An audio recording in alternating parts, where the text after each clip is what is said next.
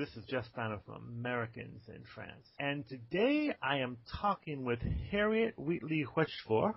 Harriet, are you there? Yes, I am. And where are you? I'm in Paris. What's it like to be an American in Paris? It's still fabulous, and it's always fabulous. When you say still fabulous, have you been there for a while? Yes, I've been here for, are you ready for this? 40 years. I'm sitting down. Wow. What's changed the most in Paris over 40 years? I think, for example, there are a lot more chain stores than there used to be. But fortunately, there are still all these small boutiques that we Americans all love. You know, your cheese store and your wine store. That hasn't changed, which is really, really nice. They still have the neighborhood shop. Yes, exactly. I was in Paris a couple of weeks ago, and that's what I noticed, too. That's very, very nice. Yeah, that's very nice. And also the fact that things happen in your neighborhood. For example, I live over in the east of Paris. You know, we just go up the street, and within 5 minutes from where I live, I have my pâtisserie, and I have my cheese shop, and I have the meat shop, and I have the fruit and vegetable shop. And that's so fabulous, no matter where you are in Paris. Would you say your neighborhood is kind of has a feel of a small village? Oh, absolutely. Yes, absolutely. It's a small village, and people, you know, kind of nod to each other, and you get to know people, and it's a nice feel about that. Yeah, I think Paris is composed really of small villages. And what brought you to France? Do you have a few hours here? No. Cliff notes. Okay, I'll try to make it brief. I grew up in the Midwest in a very small town. In a state that most people fly over, which is Iowa. And I had a family member who was a French professor. And from, you know, about the time I was 8 years old, I heard about France, you know, and how wonderful France was. And my goal in life from the age of 8 was to go to this marvelous place. So when I graduated from the University of Michigan, I bought a one-way ticket. A one-way ticket to France? Actually, I bought the one-way ticket, and I stayed for a year.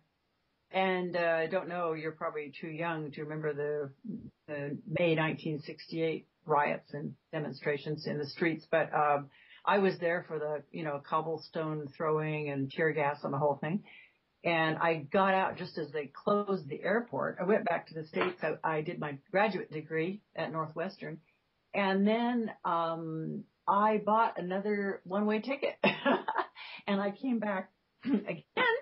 At this time, I met Philippe, and we got married, and that was the end of it. I didn't return to the States ever to live.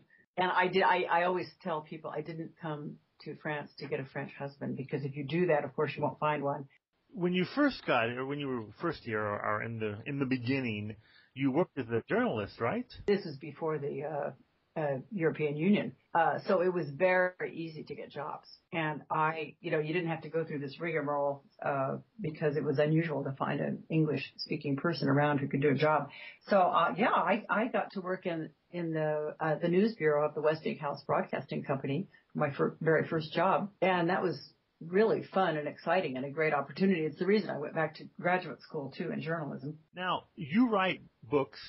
Yes. I've recently published a book, Joie de Vivre. Yes. What is Joie de Vivre about? Okay. Well, Joie de Vivre, of course, means the joy of living. Can I just backtrack and say that this is my third book, and that my first two were born from different ideas. The first one was French Toast, dealt with the frustrations of not understanding French culture. You know, I was kind of in it. I thought I was totally assimilated, but then I realized that there were a lot of things I didn't understand. And so that's what I put them all down, and that was French Toast. And then French Fried was an exploration of French cuisine and the holy trinity of bread, wine, and cheese, which was really a lot of fun. But this third book was born out of the desire to see if the French are really as pessimistic as their newspapers and TV programs make them seem to be. You know, I don't know if you watch French TV news. Oh, yes, I do. Just want to end up shooting yourself at the end of it, don't you? Yes, it's gotten kind of a little bit more, pessimistic. Pessimistic, negative, depressing. You know, you would think that nothing good is happening in this country. So I was sitting there one day and I said, oh, no, this is the country that, you know, where did the expression joie de vivre come from? It came from France. So there's something wrong here. So my whole book was trying to find out, you know, if this joie de vivre, what it is, and is it still around?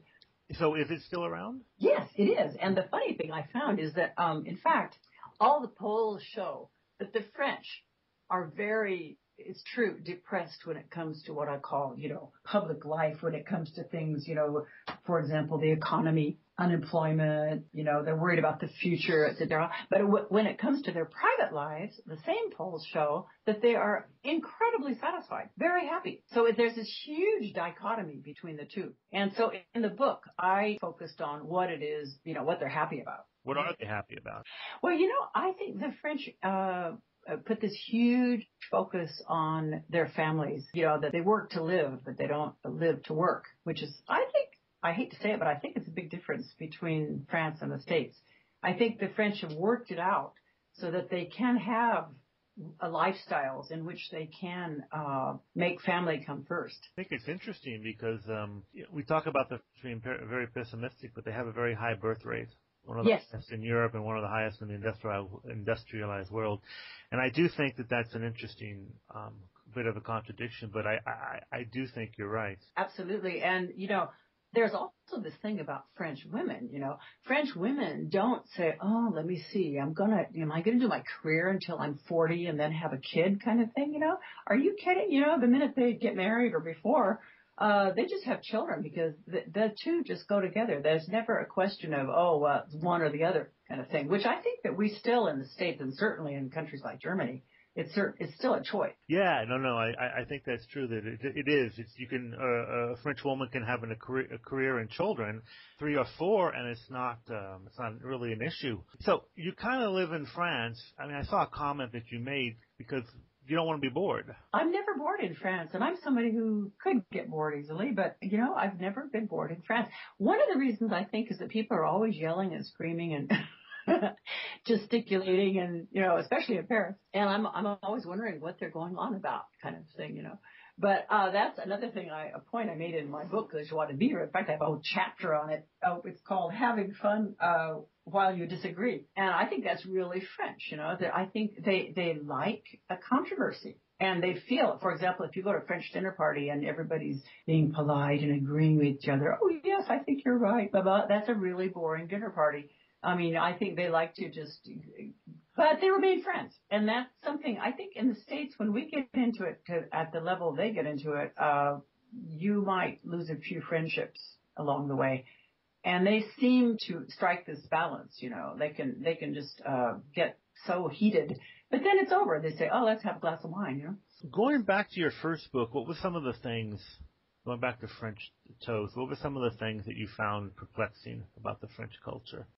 The thing that immediately comes to mind, at that time my children were young and they were in French, I put them in French schools. We put them in French schools. I was really very puzzled by the way teachers taught the students, the way they looked at them, In the States, they were much more indulgent. Oh, yes, Johnny, that's good, Johnny. You'll do even better tomorrow kind of thing, Whereas in France, they would say, that is just lousy, That's something I've noticed too. That's something I think it seems to be changing slowly. It seems to be, because I was, I had heard that too. And it seems to be, what I kind of get the impression I get, it's still kind of there, but it does seem to slowly be changing. I think the French not sugarcoat anything, and I think that's a big difference between France and America. The French do not sugarcoat. If somebody does something horrible, they tell you.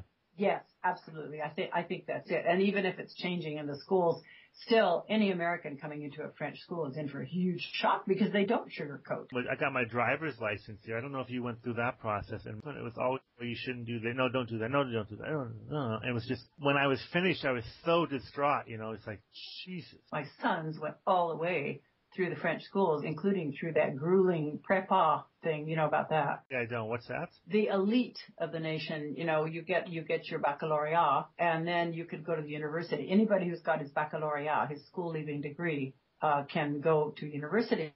But then there's a parallel system, which is what they call the classe préparatoire, which prepare you for what they call the grandes écoles. This is the equivalent of Harvard and Yale and Princeton. And it's another track. And it's very grueling. And they take these kids at a very young age and they put them in these classes préparatoires. And they work for 2 or 3 years preparing exams to get into those schools. And it's absolutely grueling and they are never encouraged. I mean, it's just cutthroat. Yeah, it is cutthroat. And I think that's the other thing, is that in France it's all about exams. All about exams. And it's all about the school you went to. You know, I agree that I've heard that too, that it's very important where you go. But it's the kind of I think France, it's very much about networks and who you know. Oh, absolutely. And I think that makes it very difficult for an expat, is because you don't have that. It's also about social class. I don't know if you ever noticed, but when you're in a group of French people, they're always kind of, checking each other out. And they can tell who someone is by the way the person speaks. If the person is educated, if he's had a good education, you can tell by the way they formulate their phrases, by the words they use, etc. So it's this huge game, of kind of checking people out in a way that you don't do in the States as much. So after 40 years in France, if somebody wanted to move to France, what would you suggest? What would be some suggestions you would have? As far as knowing the language, I would say yes, that's really important, because you will appreciate the French in France more if you speak some of the language, definitely. And the other thing I'd say is take the French as they are and don't expect them to be like you. I think people are very, they kind of come and they say, oh, aren't they funny or weird or strange? But you're in their place. In an interview, you kind of said that. Take the French for who they are. Exactly. Why are you expecting them to be like you?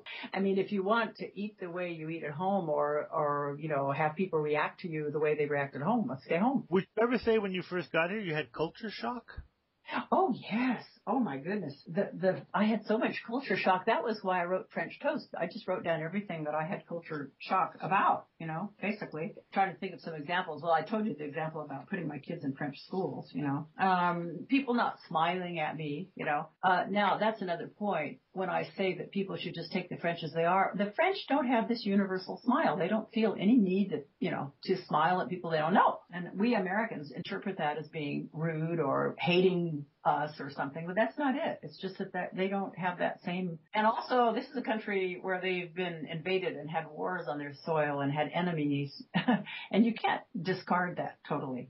They like to know who they're talking to. I find the French to be much more private. Absolutely. They have their own jardin secret, their own secret garden, as they say. And I think that's nice in a way. I mean, we don't have to know everything about everyone else, kind of. When you first got here, how was your French? It wasn't that good. I'd only taken 2 years of high school French, and then I passed out of that college exam where you're supposed to take a language. But then, when I got here, I knew enough to say bonjour and ça va. And then I learned something, which was that Parisians especially, or I guess all French, that when they pause in a sentence, they say, ah bon? Like, oh really? And so I would do that, and the French person who got me at the airport, he was rattling away, and when he would pause for breath, I would go, ah bon? And he thought I spoke French, so I could fake that one for a long time. But it was really good, because then he would speak French at me. And I had to learn. Is there anything you miss from the U.S.? Oh, well, I miss the simplicity of life, of course. I mean, everything's just so easy. Do you attribute that to the country or to the fact that it's your native culture?